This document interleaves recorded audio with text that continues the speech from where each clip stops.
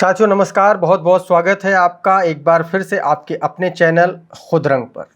साथियों, उत्तर प्रदेश का विधानसभा का उपचुनाव बहुजन समाज पार्टी के आ जाने के बाद बड़ा रोचक हो चला है।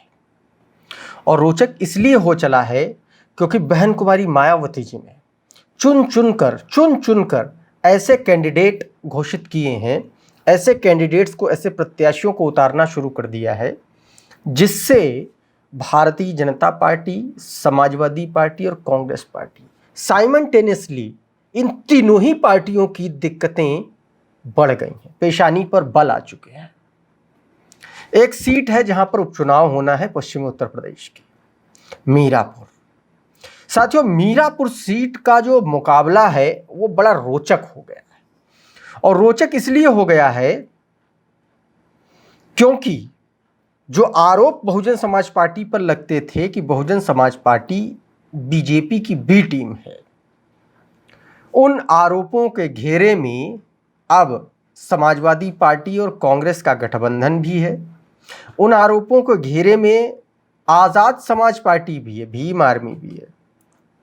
और साथियों, मैं इसलिए कह रहा हूं क्योंकि मीरापुर सीट पर समीकरण कुछ ऐसे बन गए हैं जहां तीनों ही पार्टियों के, यानी कि समाजवादी पार्टी कांग्रेस का जो कैंडिडेट होगा गठबंधन का, आज़ाद समाज पार्टी का जो कैंडिडेट होगा और बहुजन समाज पार्टी का जो कैंडिडेट होगा साथियों, वो कमोबेश एक जैसा होगा। साथियों, मीरापुर जो विधानसभा सीट है, मैं आपको अभी बता रहा हूं कि वो कैंडिडेट मैं ये बात किस लिए बोल रहा हूं, इसके पीछे का एक लॉजिक है, एक कारण है, वो मैं बताता हूं। साथियों, मीरापुर जो विधानसभा सीट है, मुजफ्फरनगर जिले में ये सीट आती है। और मुजफ्फरनगर की जितनी भी सीटें हैं, चाहे वो सदर की बात कर लें, चरथावल की बात कर लें या मीरापुर की बात कर लें, इनमें सबसे छोटी विधानसभा सीट मीरापुर ही है। और मीरापुर सीट का जो इतिहास रहा है बड़ा रोचक रहा है साथियों। इस सीट से आप देखिए 2017 में अवतार सिंह भड़ाना बीजेपी के चुनाव जीते सिर्फ 193 वोट से। 2022 में आएंगे तो चंदन चौहान आरएलडी के चुनाव जीते और प्रशांत गुर्जर को उन्होंने चुनाव हरा दिया 37-37 हजार वोट से बीजेपी के। अब इस सीट पर उपचुनाव होना क्योंकि चंदन चौहान बिजनौर से सांसद चुन लिए गए हैं। तो एक तो समस्या यह खड़ी हो रही है कि भारतीय जनता पार्टी से यह सीट जो है वो कह रही, आरएलडी कह रही कि हम लड़ेंगे। 2 सीटें कह रही आरएलडी हम लड़ेंगे, खैर और ये मीरापुर।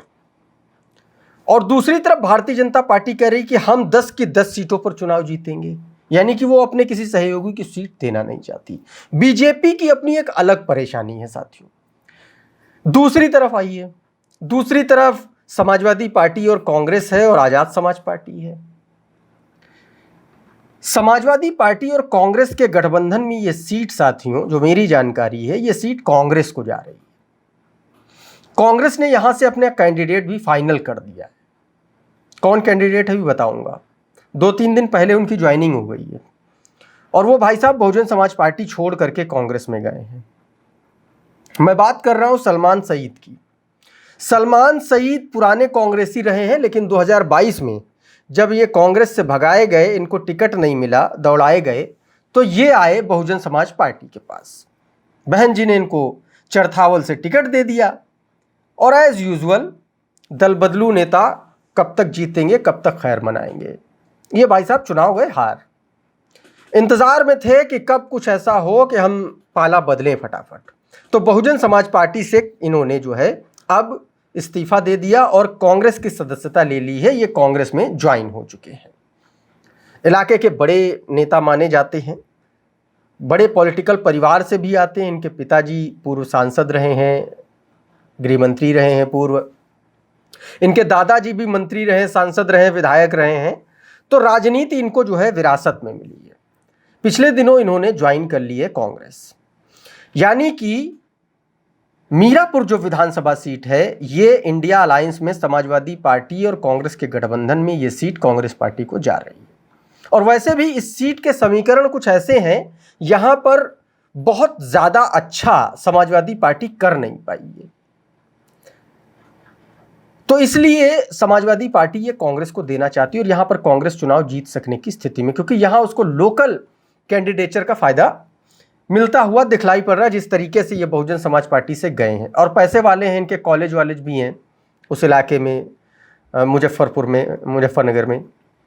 तो ये कहा जा रहा है कि सलमान सईद जो है अब जो है ये कांग्रेस पार्टी से चुनाव लड़ेंगे मीरापुर से। दूसरी तरफ आइए साथियों, आजाद समाज पार्टी ने यहां से जाहिद हसन को टिकट दिया है, उनको प्रभारी बनाया है, यानी कि वो भी मुसलमान।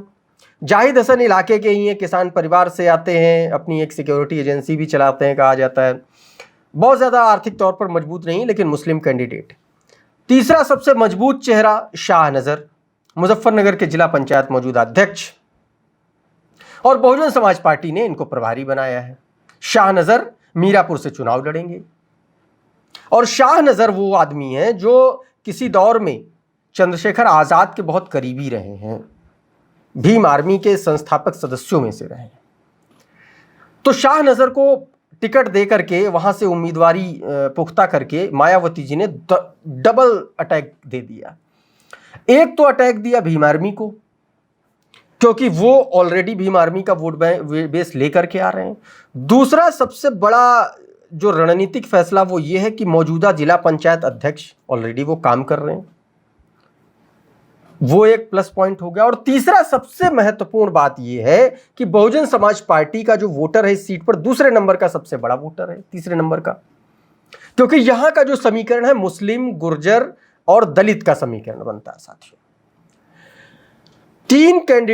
तीन पार्टियों ने टिकट दिया है मुसलमानों को। 1,40,000 के आसपास इस सीट पर मुस्लिम है मतदाता, उसके बाद आते हैं गुर्जर और फिर दलित मतदाता आते हैं। यानी कि मुस्लिम कैंडिडेट प्लस भीम आर्मी का पिछला बैक सपोर्ट और प्लस जिला पंचायत अध्यक्ष की भूमिका, और तीसरी सबसे बड़ी बात यह कि मौजूदा जो है बहुजन समाज पार्टी का तीसरा सबसे बड़ा अपना कैडर वोट बेस। और ये वो बेल्ट है साथियों जो कहा जाता है कि बहुजन समाज पार्टी की कोर बेल्ट है। आपको याद होगा 2024 के लोकसभा चुनाव में बहन कुमारी मायावती जी यहां गई थी और कहा था कि अगर सरकार बनी तो पश्चिमी उत्तर प्रदेश को अलग राज्य बना देंगे। तो वहां पर एक मुद्दा, एक सेंटिमेंट ऑलरेडी है। तो ये सीट साथियों बड़ा रोचक मुकाबला हो चुका है। 3 मुस्लिम कैंडिडेट हैं। भारतीय जनता पार्टी ने अपने पत्ते खोले नहीं है, क्योंकि भारतीय जनता पार्टी ऑलरेडी पशुपेश में है, क्योंकि यहां से आरएलडी ये सीट मांग रही है और आरएलडी को हो सकता है कि ये सीट आरएलडी को चली जाए, क्योंकि यहां से जो मौजूदा विधायक थे चंदन चौहान वो आरएलडी से ही थे। उन्होंने ही बीजेपी के प्रत्याशी को 2022 में विधानसभा चुनाव में प्रशांत चौधरी को हराया था साथियों। तो बड़ा रोचक मुकाबला हो चुका है।